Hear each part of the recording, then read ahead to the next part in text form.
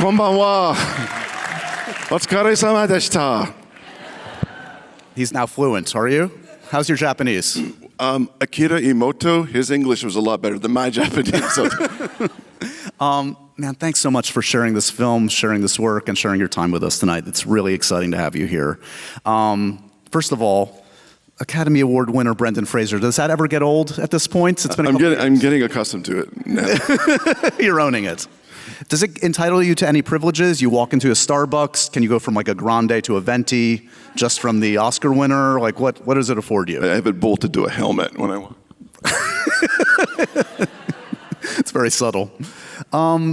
All right, let's start on this film because it's a very special piece of work. By the way, if you ever have the opportunity, watch Rental Family next to Brendan Fraser next to you. He'll give you amazing commentary about the film as it was going.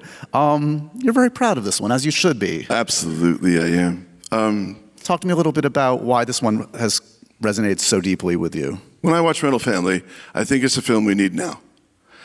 I think it's a film that's an antidote to cynicism, and I think it's a film that's never sentimental, and it delivers empathy for people who may feel bereft, may have a sense of solitude that leads to them being lonesome, to being lonely. And it's set in Tokyo, as you see clearly, which is just a beehive of activity, and you would possibly be confounded to think, like, how could you feel so alone in such a busy place? But loneliness is real, and it's actually it's a public health concern in many ways because of the demographics in Japan. There's an aging population, and there's issues with birth rates, and of course a new generation who are changing social statuses, and there are holes in between where oftentimes, as you saw in the film, 45, 50-year-old men are still living with their parents, and they're just not socialized to know how to interact with one another. But there's a fix. You can rent family members. All right, so in Japan. This is the question you've been getting nonstop, and because those of us here in the States, we somehow can't believe this is an actual real thing, but this is an actual real thing. It is. It's a business model that's been in use since the 1980s. There's some 300 plus operating, probably more now that films coming out, but I mean, you can rent nearly anything in Tokyo. I rented a hedgehog for an afternoon. I had to give it back. It's a rental. It's a rental, So, you're getting at what I think resonates so much with all of us is that yes, we live in this age of connectivity. We are connected seemingly to the entire world at all times, and yet we are siloed off often from human contact. There's that. We're now a society and a new generation who have a device in their hand that, while it is very stimulating for all kinds of interesting reasons, one thing it just can't do is really sincerely give you the connection that humans genuinely crave, that genuinely need. So that's another explanation of how that is addressed, in particular in Tokyo, by allowing for people to effectively have the courage to say, I need help, which is the first step towards ameliorating whatever concerns you, right? But I personally, I didn't know you could ask for help until probably only a dozen or so years ago. And I was astonished that when you do, someone will help you. If I can make a point of that just one more way, in the film The Whale, Charlie is struggling with an eating disorder, and it's rendered him incapable of walking to leave his apartment. And he too is so very alone, feels so lonesome. we were partnered on that film with an operation called the Obesity Action Coalition, who were really our lighthouse in many ways. And the biggest challenge that they had, and they are, I guess, an agency of their own, in their own way, who offer guidance through referrals and in-house medical treatment, pretty much anything, support. And they told me the number one issue for addressing the issue of obesity is that people feel so stigmatized that they can't or they won't stand up for themselves, and they don't ask for help. But when the film came out, the number of that engagement spiked. So it just goes to show that if you reach out, you really can get a good result. But it just takes you. You just need to take that first step. It's the hardest one, but it's the most important one. Yeah.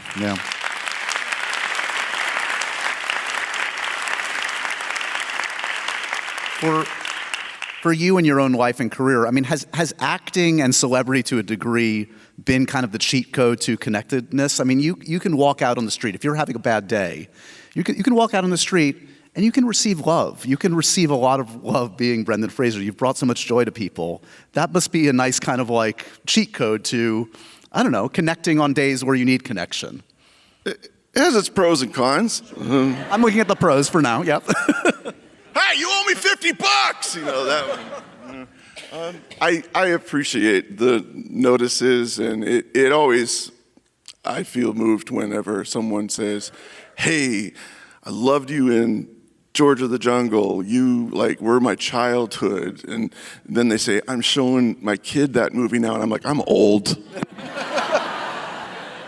Went through a whole thing right in 10 seconds. Yep. We were talking backstage. I mean, it's also, I don't know, I'm sure some people have had the pleasure of visiting Japan, Tokyo. What a remarkable culture, this juxtaposition of the modern and the ancient, and it's just fascinating. It sounds like you fell in love with the culture. Absolutely. If I may, just a quick show of hands who has been to Japan. About 14% of the house, I'd say. That's accurate, at 14. Every year. I make it 15%. 15%, and rising. And rising. Well, for the rest of you, you have just basically spent 2 hours in Japan, because this film was made there, and it was made with love. I adore the culture, I adore the architecture, the food, the demeanor, the rules following. Everything works there. What? Yeah. Just press that button. There are many of the escalators everywhere. I was staying in a part of Tokyo called Minato City, which is quite modern, and their construction rules are so guided that they start at 8 a.m. on the dot and they stop at 4:30 p.m. and they don't break the rules. I mean, it's not Manhattan. And Manhattan's going to be a great place when they finish building it. It's going to be amazing. We're so close. We're so close. But if you were to see, for instance, somebody fly past your window using a jetpack, sure, you would just kind of go, okay, well, I guess we're doing that now. So what would you take from Japan back here to New York? Food, cultural item, practice, if you could steal part of their culture and adopt it here? I think courtesy. The sense of not burdening others with not just your troubles or your concerns, but making every best effort to make those around you as comfortable as possible at all times. Just basic 1, 2, 3s of chivalry. Being a so-called gentleman. Years ago, I made a film directed by Hugh Wilson. It was called Blast from the Past. And you've seen it. And he told me that film was an elegy to his father, who he admired deeply, of course, naturally loved, but he said his father was a gentleman, and he lived by those rules. And, you do what you can to not inconvenience others, and, here I thought, and many of us also did, that gentlemen are just people who own horses or something like that. But not true. Are Phillip's struggles as an actor relatable to you at all? I don't know if you have any toothpaste commercials in your past that I haven't dug up, but it was never committed to any kind of image rendering device, but I can paint the picture for you if you'd like. Yeah, sure. I was 19. I was in Seattle, Washington. I was just finishing training at Cornish College of the Arts, and I was broke, flat broke. And I got a gig to be the mascot for what was it? It was like when you lock up your stuff. What's it called? I don't know. Like, the compartments of the storage facility. Not all at the same time. Thank you. Storage facility that was opening, and the mascot was like this Keystone Cop. Got it. So the helmet, the tunic, the mustache, the twirly baton, very Chaplin-esque big shoes, and I was like, yeah, $14 an hour. I'm there. So I took the job very seriously. I arrived at the location on Aurora Avenue North in Seattle. If you know the story about Aurora Avenue North, Google it. Hey, I invited every car that came by to stop in and lock up their stuff. There's a special being run for signing up early this weekend. Ah, man, I got flipped off so many times. I think I took it a little too seriously. Well, needless to say, I left that one off my CV. What were we talking about? All the highlights of your career, and that's one. So was the evidence early on that you were going to make a career in acting? If I talk to friends and family about Brendan as a kid, were they? I don't think so. I mean, I made the decision pretty quickly at age of 17. I went to a high school that was in Toronto, and it went to grade 13, and that was kind of like a slough you off year, just, you got credits or something like that. But my father's work was with Tourism Canada, and the bursary that our family received to send me to school for tuition was taken away. And so quite suddenly, I wasn't allowed to go back. I was quite crestfallen, if I'm honest. And so this was something that came down like a bucket of cold water just before that Labor Day weekend, before we were to start the new year, school year. And so I cracked open the yellow pages, and I looked up acting, because I remembered this is what I felt like. It's where I felt that I belonged. From like school plays. Yes, exactly. Yeah. I mean, that was really the only reason why they let me stay at that high school, to be honest with you. Although I was carrying a lot of spears. You did it better. Although I also, if I may decide, I did play Bernardo in West Side Story. Oh. Yes, thank you. Yeah, I had like a 97-second death on stage. You really drew it out. Believe me, I got a Ziploc bag. I filled it with like red food dye. I taped it to my chest. And when it came time to get stabbed, it wouldn't pop as much as I hit it. So I was smacking, and then it popped, and it just went gush, splashed off of my throat into the front row of like the orchestra pit, and some poor kid like, And I went back years later to address the school, and I could still see the stain on the boards where I fell. Literally made your mark. Congratulations. Exactly. Wrote it in blood.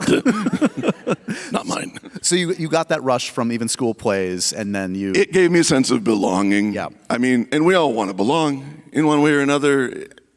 We've all felt like we've had our nose pressed up against the glass on the outside, and you want to be a part of whatever's in that you're looking at, you behold, but there's something holding you back, whether it's personal or some other external force. And that was the theme also in the film School Ties, which I did in 1991. Yeah, let the record show. So you did a small bit in Dogfight, which is a great movie that's long forgotten, but a fantastic movie. Lily Taylor, the late great River Phoenix. Didn't I tell you my union card line? Let's hear it. You made me say it. How'd you like to eat my shit, huh?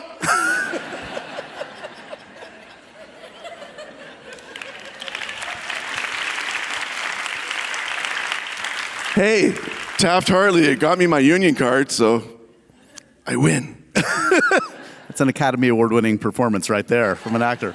But then you have this remarkable 1-2 punch that will go down in history of Encino Man and School Ties,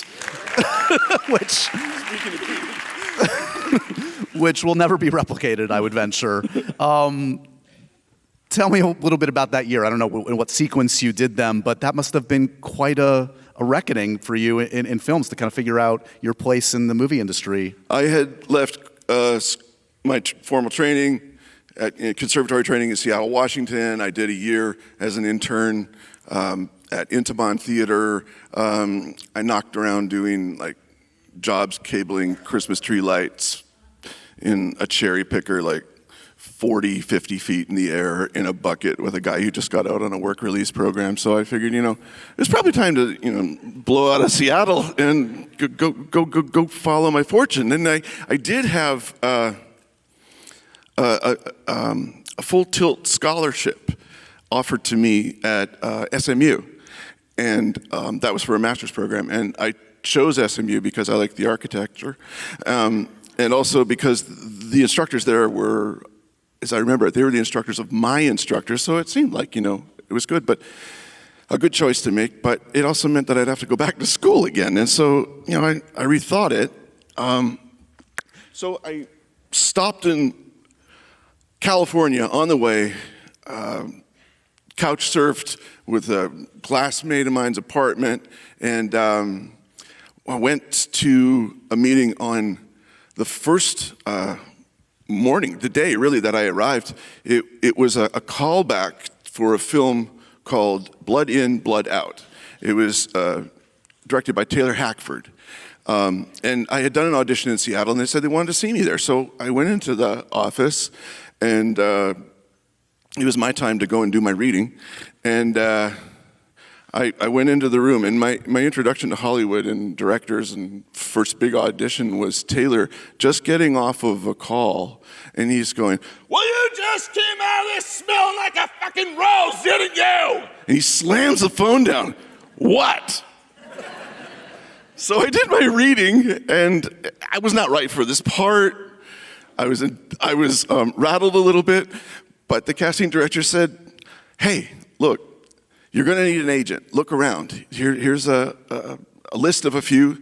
That person's name was Sharon Bialy, and I owe her a debt of gratitude for my career for that occasion, and I say it here now at 92nd Street. Why, thank you from the bottom of my heart, Sharon Bialy.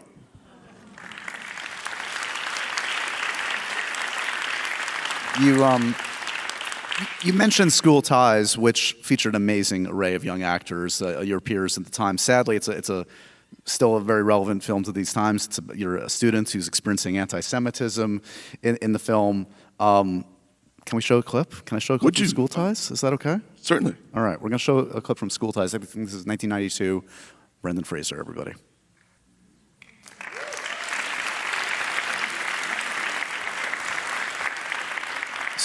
So even in that brief clip, for those that don't remember, I mean, the amazing array of actors you're around, did you feel like you were in a company of actors? I mean, looking back, it's Anthony Rapp, it's Matt Damon, it's Ben Affleck, it's Cole Chris. Hauser, Yeah.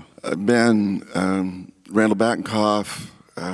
Were these like the actors you were going up against in auditions? Like, did you know all those guys at the time? Like, I met them while auditioning for the film School Ties, and I was told that they had all auditioned for the role of David before I did. And, so we were kind of cycling through who was going to be the David, is what they said. And luckily, I was given an offer by Sherry Lansing to do a screen test. And I remember Tak Fujimoto was the DP. And he was the one who pointed out to me that how important it is to step on the mark, the piece of tape he put there. But he wasn't condescending about it at all. He explained so that, the focus puller can keep it sharp, because he was very helpful. And Matt Damon, he was already hired, so I thought, well, he must have done something right to get the gig. I should probably really focus in and pay attention to Matt. And there was something about that reading that we did that somehow made sense.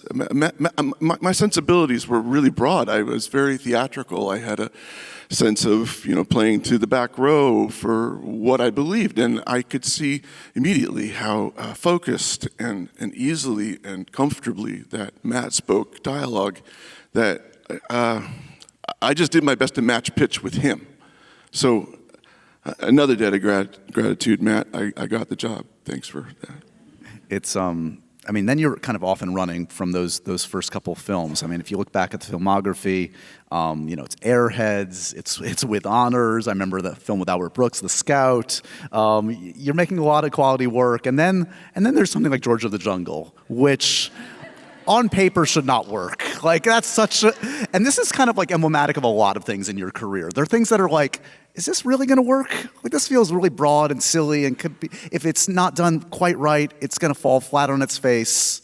And yet they always work with you, Brendan.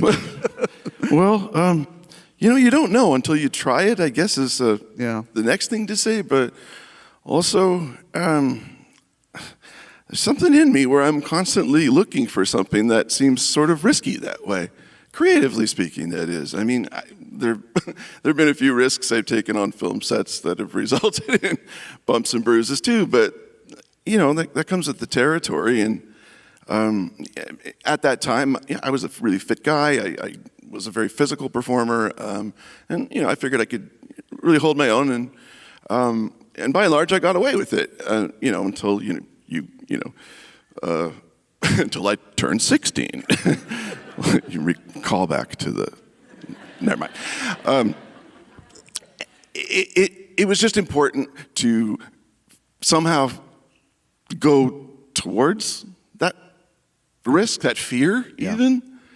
I believed, and as I was told and trained, that's usually where the most growth will come from. Yes. And you might just surprise yourself and others too, if you commit fully, and also ask yourself, what's the worst thing that can happen? Right.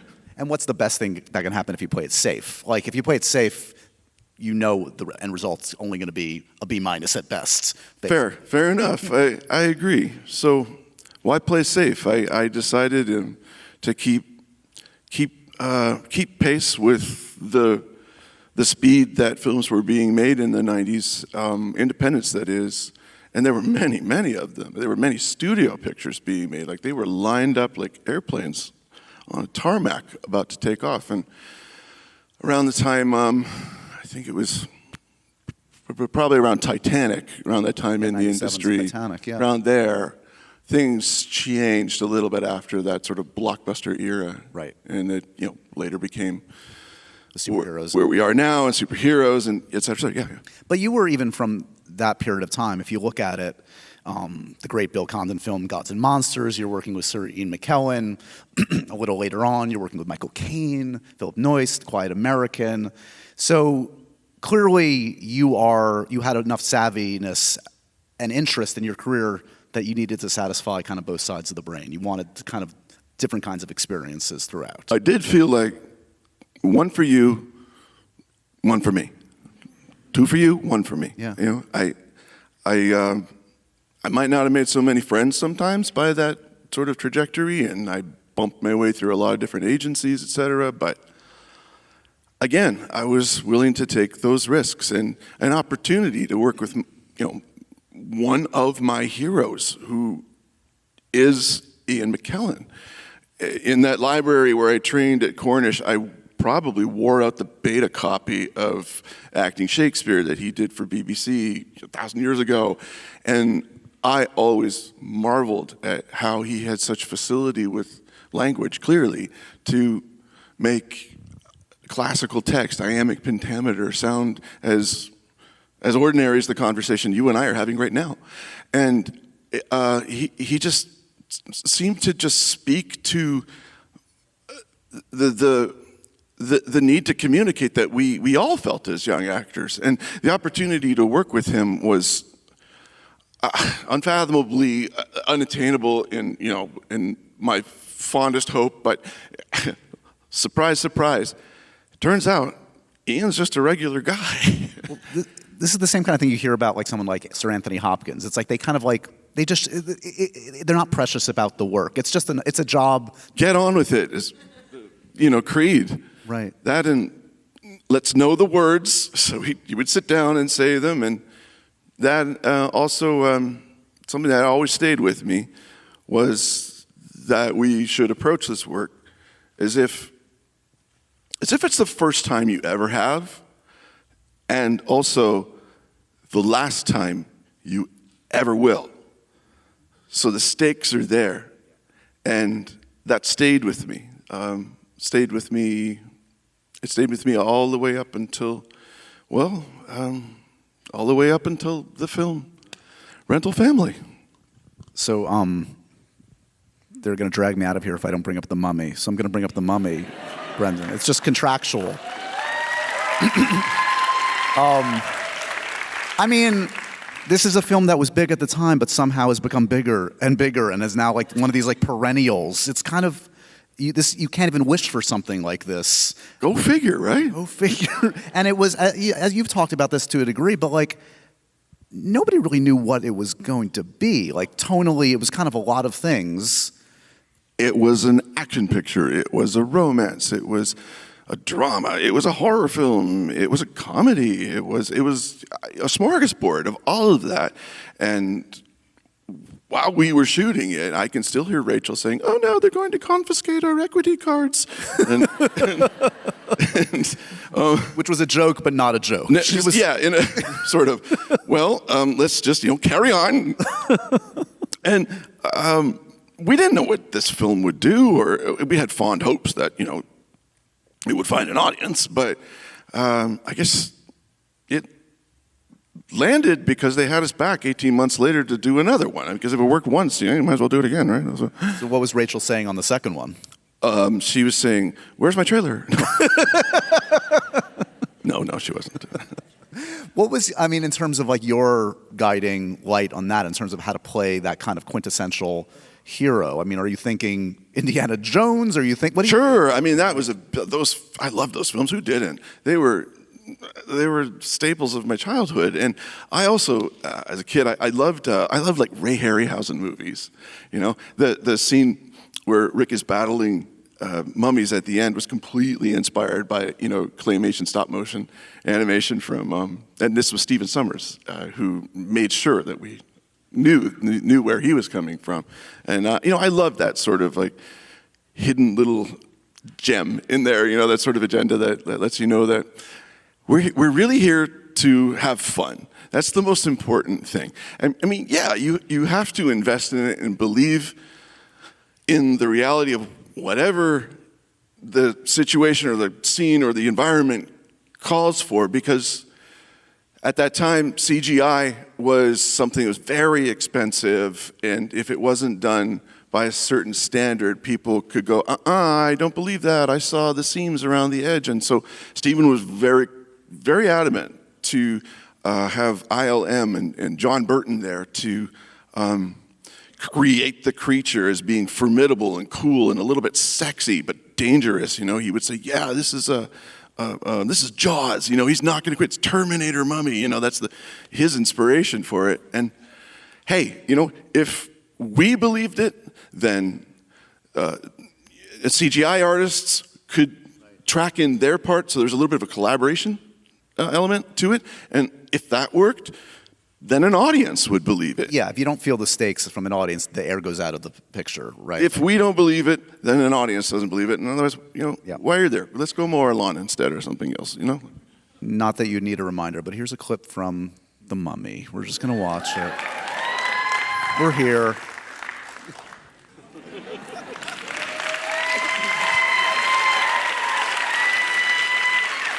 So fun.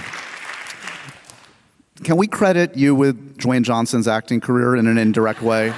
We can, kind of, Brendan. Well, he is a performer. Absolutely. He can entertain, he did entertain stadiums full of people. Sure. By lifting his eyebrow. And he did. And he had so much more to him. And pugilism is its own performance.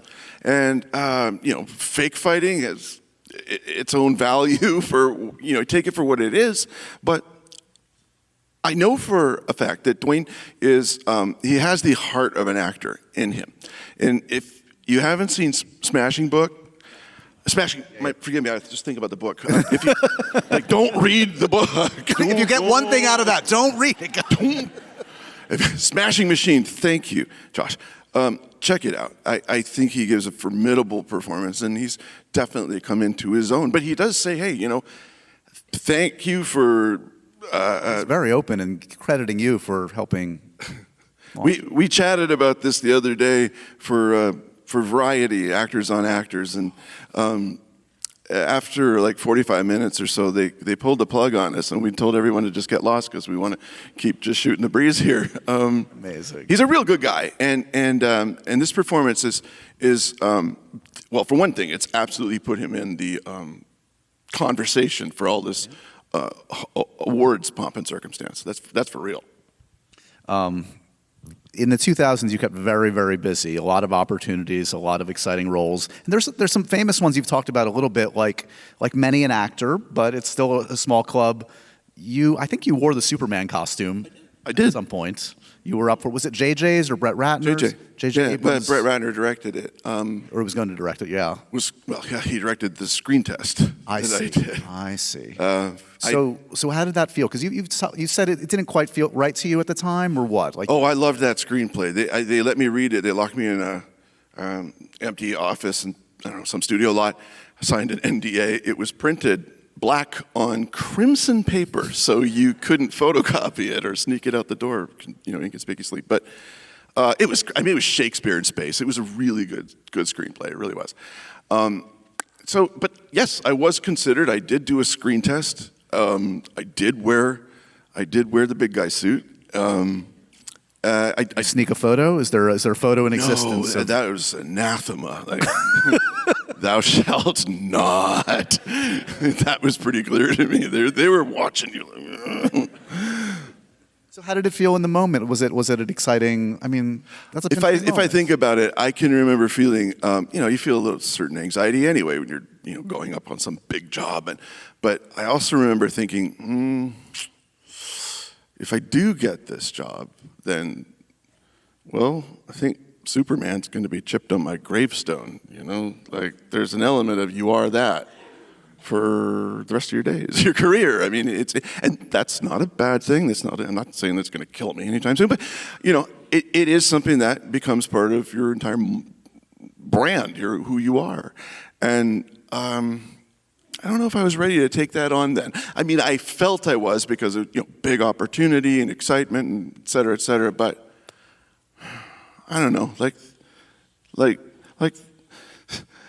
the Irish director that I worked with, whose name I'm forgetting at the moment, Terry George, once said, if it's not for you, then it'll pass you by. If it's not for you, it'll pass you by. And it wasn't for me. It worked out for everybody. It's all good. And then I want to jump to The Whale. We referenced it earlier, but it's remains a remarkable performance. And I mean, a lot of people made it out to be this comeback. You were working. You've always been working. There's never been, you are a working actor. How did it sit with you when it was kind of like that was the narrative, like Brendan's comeback? Did you take it in the spirit it was? I was glad there'd just be in the narrative. Yeah. When that film was shot, it was during our collective experience with existentialism during COVID, before vaccines came out, and so Darren Aronofsky directed, had a set built in Newburgh in the lower half of what's now a motorcycle museum, in a flexible space, and it was Charlie's apartment, built 1-to-1 scale with such incredible detail that it really looked lived in by this unique man. And every day that we came to shoot that, the stakes were high enough because of the collective experience we were having globally. We were all wondering if there would be a tomorrow, so to speak. So, I think that focus gave me the impetus to believe what Ian McKellen told me, which is, it's the first time, the last time you will ever do this again. So I gave it everything I knew how to, some things I didn't know how, some things I didn't know I had in me that Darren got out of me. But I do know that when I wrapped that show, I remember thinking, well, if this movie doesn't find its audience and I get tarred and feathered for, whichever reasons that, those negative voices that speak in your ear sometimes, then fair enough. I really don't know what I'm doing because I am all out of moves. I didn't know what else I could have put into that role. So in a sense, I felt like I had nothing to lose going forward. And it turned out that this story of a man who has a superpower for bringing out the good in others, if there is such a thing, it was this man. It spoke to audiences in a way that made them reconsider what it is that we think about others whom we may automatically have disdain for. And in a way, it did find also a way of making medicine out of that poison. So I'm glad for having had the experience. It was, the makeup call was several hours at least. All of that kit was elaborately created by Adrian Moreau, who was at that time using, because it was COVID, we were all scanning with iPads. He took the data, created Charlie virtually, and from there did his voodoo magic and ran it through a 3D printer to create the appliances so that they would be absolutely, they would be perfect from day to day to day because Charlie's health deteriorates over the course of the film. So, hey, look, long story short, Darren brought together a group of people and we made a film that is lightning in a bottle because I don't know if you could make that movie now the same way. The circumstances, in a weird way, Yeah. really contributed. There are a few films that, and I'm not alone here, that have made me ugly cry, like watching The Whale. If you haven't seen it in a bit, trigger warning. Here's a minute of The Whale. One more clip. I do want to show the scene because it's you and Sadie, and it's remarkable. You and Sadie sing from The Whale.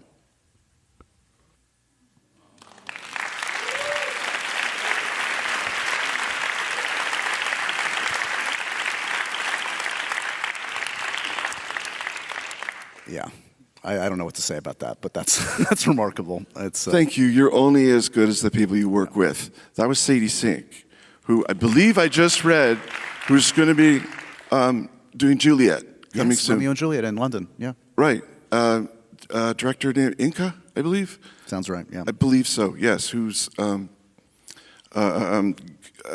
he's produced On Stage with Mark Strong right now. Oh, Oedipus. Right Thank now. you. Yeah. So. Good on you, Sadie. You're doing what I knew that she would from just being in front of, I'll say this young woman, she was a kid then. I had a front row seat to watch how incredible she is. Yeah. Oh my goodness. I was always forgetting my lines, for instance, and she had such exactitude and spirit to her that she's really what we look for in a natural-born actor. Yeah. Right there. You're very generous in talking about the actors. I'm just sure they tell would. you like it is. Yeah. Well, they're not here to reciprocate. Sadie would say good things too, man, about you. Just saying. So since the Oscar win, you've made this, Killers of the Flower Moon, Martin Scorsese. That's the opportunity any actor would relish. Has it been interesting to kind of navigate this next act in a career coming off of the Oscar win, maybe new opportunities or not? What has it felt like in the wake of The Whale? Well, we're obviously at a strange point in the industry, but there's that too. Yeah. I think right now it seems like I think you need to do work that people want to see. And the question is, well, what is that? I don't know the answer, but I know what it is when I see it. Yeah.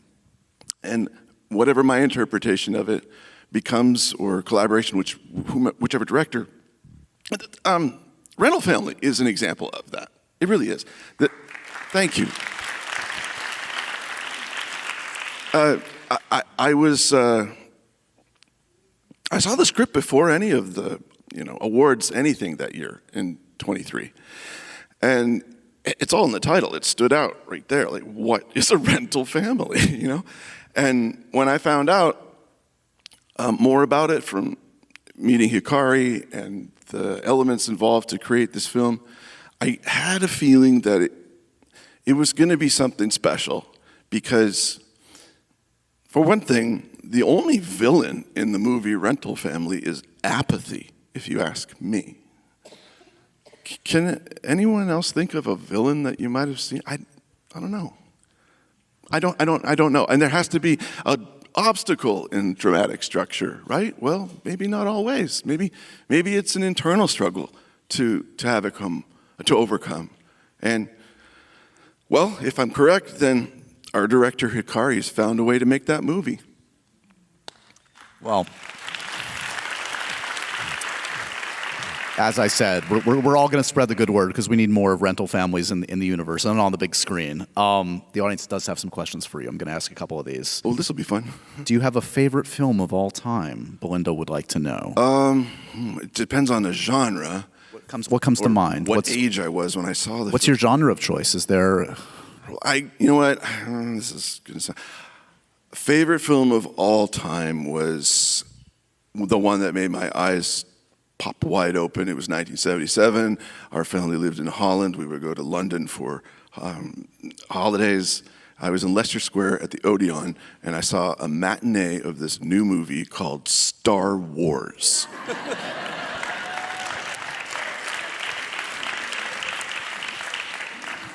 I think I told myself, this is the best movie of all time. We got to get you in one of those. They're still making those, Brendan. What did the end of the movie mean to you? This is an audience that has experienced the film. What does the end of Rental Family mean to you? It means that you're enough, and you always were. Maybe you didn't know it, but you needed to take the journey to make that discovery, and the only way that you can make the discovery is to look within. And when you do peer into that temple, whatever that is in your life and world, and you see a reflection of yourself, be grateful for who you are. You're good enough. You really are. Feel confident. That, and darn, that guy got me from the great beyond. He is really good, isn't he? This question is, how long did you stay in Japan and prep for the Japanese language and culture? I took language lessons with a tutor from NYU online and Zoom calls for a couple months before we set out in the spring of that year. I promptly forgot everything I was taught once I arrived in Japan because, theory, practice. But I was able to... I'm lucky I have a talent for mimicry, but that's not enough, really. And I was struggling with it. It's a challenging language, but once you get your head around a few simple ideas and pronunciations, then it actually becomes quite fun in a sense.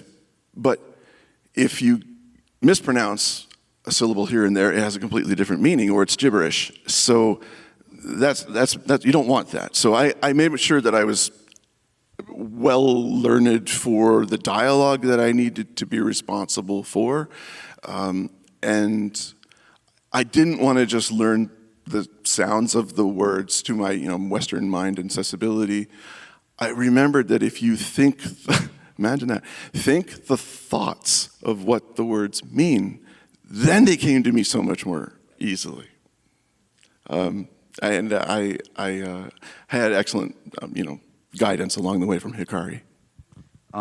This isn't from the audience, but I'm curious about this.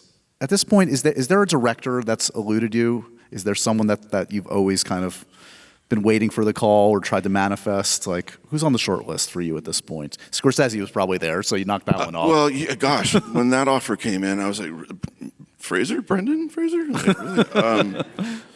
really? So check that box. Can I go back in time? Yeah. Like forward or something like that is what I would have liked Classic, to have done. Yeah. Okay. Yeah. A lot of folks out there, and I know you're probably not going to be able to say anything, but I'm obligated, want to see you in a Mummy sequel. And there is indeed talk, real talk out there, if you believe the news, that a filmmaking group called Radio Silence, very talented, is directing a Mummy sequel, and that you may be involved. If I'm putting money on this, Brendan, am I going to cash out? Am I going to make money on Brendan Fraser returning to the Mummy franchise? Okay, cough once for yes, twice for no. Exactly. Exactly. But, one cough.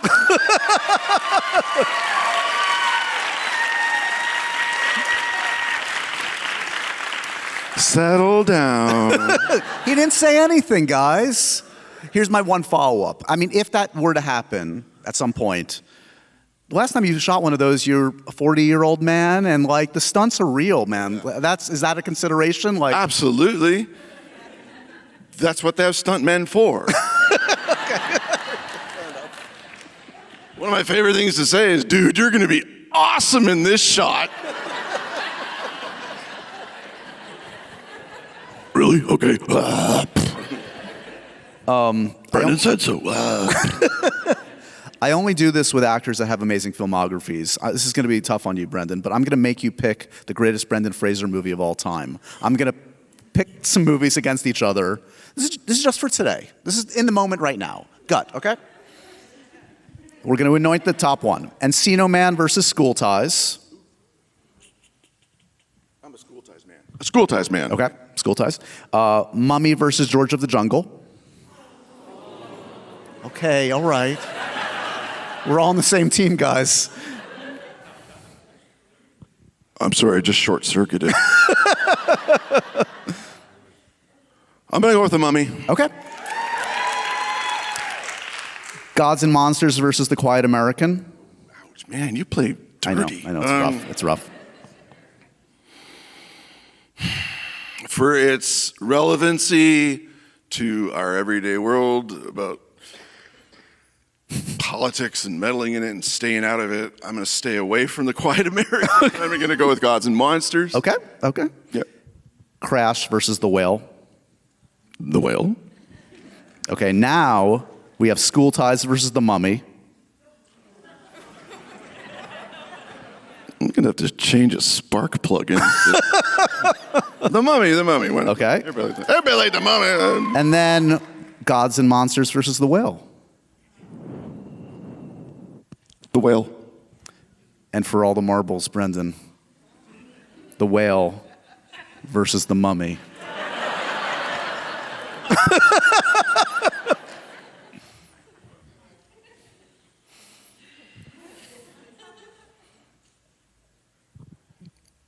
Forgive me, Darren, for I have sinned. The Mummy.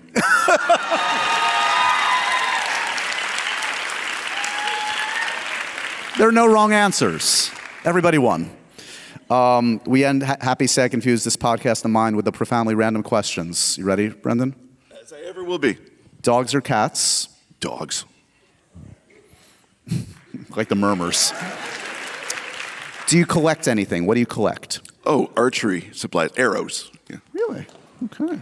That's a new one. Do you have a favorite video game of all time? Oh, hell yes. It's Zelda Breath of the Wild. Not to be outdone by Tears of the Kingdom. Oh, I didn't know. And by the way, if anybody knows how to get more bomb flowers. Still a gamer to this day, or was that? Oh, heck yeah. I was charging up my Nintendo Switch on the bedside table in my hotel room as we speak. As I wore it out on the plane on the way in. What's the most amount of hours? To what game have you spent the most time? It probably would be Zelda. The Dakota Johnson Memorial question, she asked me this, I ask everybody, would you rather have a mouthful of bees or one bee in your butt? Ooh, wow. Now I'm going to go with the butt bee. Yep. What's the wallpaper on your phone? My son. Holden, who's at NYU. He's in his 3rd year at film school now, and darn, he's handsome. Where'd he get that from? The FedEx guy? The last actor you were mistaken for was... I still don't know who this guy is, because I was doing a reshoot with for Harold Ramis's film Bedazzled. It was thanks, and there was a sequence that the studio thought was too hot for an audience, because just real quickly, it's the story of Faustus, and Elliot makes a deal with the devil, who's tricking him at every turn, Liz Hurley plays the devil, by the way. You know, perks of the job, right? And she says, you know what you need? You need to be a bad boy. That's what you want. He says, yeah, I want to be really famous. And so she goes, all right, you got it. And suddenly he's a rock star, and they filled a stadium in Los Angeles with rockers, and we did a rock number, and we went backstage. It was like Spinal Tap, and the studio saw it, and I don't know, they must have like wet their pants or something. They was like, no, we can't put that out there. And they said, no, you have to reshoot that scene. And I was disappointed because I thought it was really pretty cool. It's an Easter egg. You can find it somewhere. Anyway, so instead, I was going to be Abraham Lincoln. Yeah, on that day, you know, other than that, how it was the show, Mrs. Lincoln moment. And so if you've seen the movie, then yeah, that's what happens. Elliot becomes Abraham Lincoln. So I had to get full-on transformational prosthetic makeup on. And I was in the car being driven to our set. I was in London at the time, in England, shooting the second Mummy movie. And we were shooting in Richmond at this little old Victorian theater. And they were stopping, you know, traffic in the neighborhood to let cars in or out if you belonged or if you didn't. And we pulled up, and there was a cop there. And he said, stop, you know, and I was in the back, tricked out like Lincoln, with the full-on stove, you know, hat and everything. And my driver, Nigel, he's quite a wind-up kind of guy, he said, yeah, who's in this movie? And the cop says, oh, yeah, what's his name? It's Robert Markson. I was like, what? No, it's not. Who the hell is Robert Markson? But like he couldn't figure. It was me. I'm like, it's Brendan Fraser. But I'm wearing Lincoln makeup, and he doesn't believe me because I don't look like Brendan Fraser. So I guess in a way I got mistaken for myself. And Robert Markson went on to become... an alias. I guess now I will never use again. Exactly. What's the worst note a director has ever given you, Brendan? The worst note? Oh, the worst note. I try to filter those out, to be honest. What's not helpful? What don't you want to... Oh, yeah, well, it's Stephen Sommers in The Mummy. He would say... He'd set up a shot, a big one, and he'd go, ready, and don't suck! Action! Running, crashing, camels exploding, you know. I was like, really? Do you think I'm going to choose right now to not suck? Or to suck? And finally, Brendan, in the spirit of happy, sad, confused, an actor who always makes you happy, you see them on screen, you're in a better mood, would be... Chaplin. Nice. Buster Keaton. Any of the silent film stars, pretty much.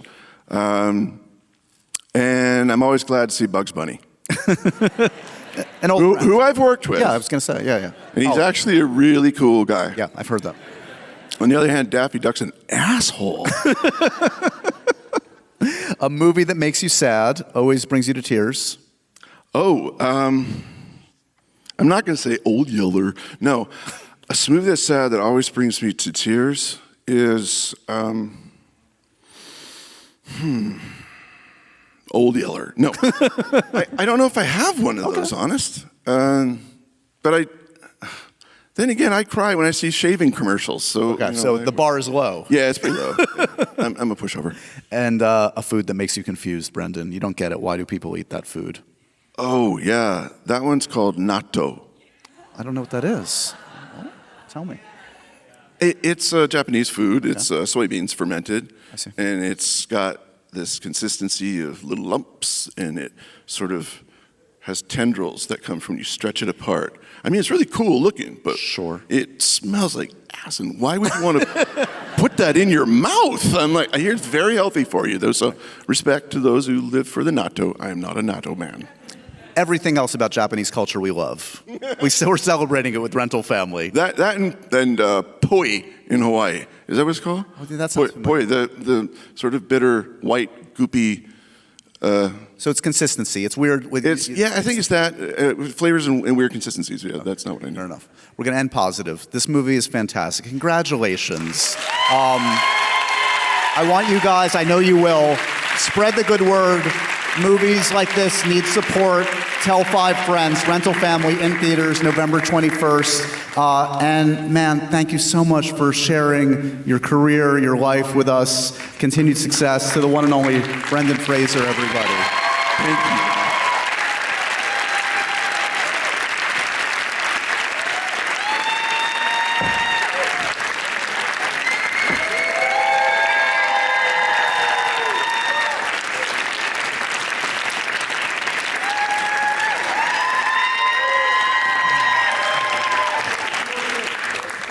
Get into Wicked. I'm your guy.